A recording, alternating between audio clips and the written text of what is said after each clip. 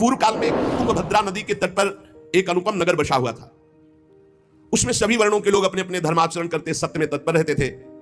उस नगर में समस्त वेदों का ज्ञाता, श्रौत स्मार्त कर्मों में निपुण एक ब्राह्मण रहते थे जिनका नाम था आत्मदेव। तेज तो ऐसा था मानो दूसरे सूर्य भगवान ही हो। ब्राह्मण तेजस्वी, वैदज्ञ, सत्कर्म अनुष्ठान करने वाला, और कभी उसके दरवाजे से कोई भिक्षुक वापस नहीं लौटा। इतना उदार हृदय वाला, देगा ही कुछ ना कुछ। पर पूर्व प्रारब्ध के अनुसार उनकी जो पत्नी थी उनका नाम था धुंधुली। पति का नाम आत्मदेव और पत्नी का नाम धुंधुली था।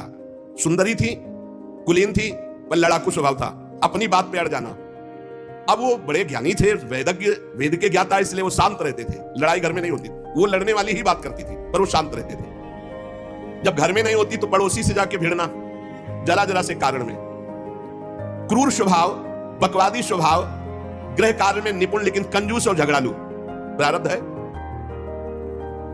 भोग विलास की कमी नहीं थी, खूब संपत्ति थी, घर बढ़िया सुंदर, परंतु सुख नहीं था। क्योंकि जब आत्मदेव घर में आते तो बस उपद्रव, लड़ाई झगड़ा, सब बड़ा नरक समझो। जिसकी घर में अशांति हो, झगड़ा होता, बड़ा नरक है। चैन से नमक रोटी खाए, प्यार से जीवे तो गृहस्थी धन्य, और खूब बढ़िया सब व्यवस्थाएं हैं, पर कलह, अशांति, मन नहीं मिल रहा एक दूसरे, ये बहुत धीरे धीरे अवस्था ढल गई। कोई संतान ही नहीं हुई।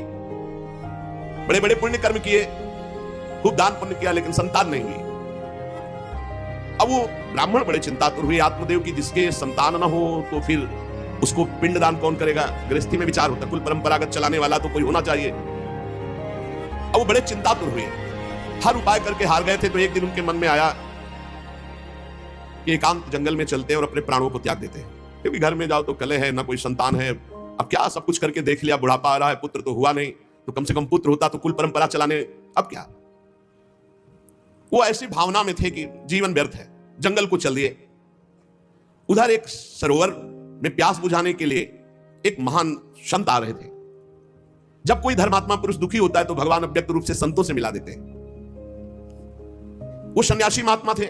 ब्राह्मण देखा कि वो जब जल पी चुके तो जाकर साष्टांग दंडवत किया, शास्त्रों का ज्ञान था, हाथ जोड़कर खड़े हो गए। ये लंबी लंबी सांसें खींच रहे हो, उदास खड़े हो, दुखी दिखाई दे रहे हो। देखने से तो लगता है कि तुम ब्राह्मण हो, क्योंकि तेजस्वी हो। क्या चिंता है तुम्हारी जो तुम जल्दी जल्दी श्वासें खींच रहे हो लंबी, और दुख प्रकट कर रहे हो। ब्राह्मण ने कहा, महाराज आखिरी उपाय आप हैं। वैसे तुम्हें बताऊं, अपने जीवन से निराश हो चुका हूं। आपको देखा तो आशा बन गई। पूर्व जन्म का कौन सा प्रारब्ध मुझे पता नहीं, पर संतान योग नहीं, बहुत दुखी हो गया हूं। सही बताऊं, मैं हम प्राण त्यागने आया हूं जंगल में। मेरा मन मुझे धिक्कारता है कि तुम्हारा सब कुछ बेकार। जब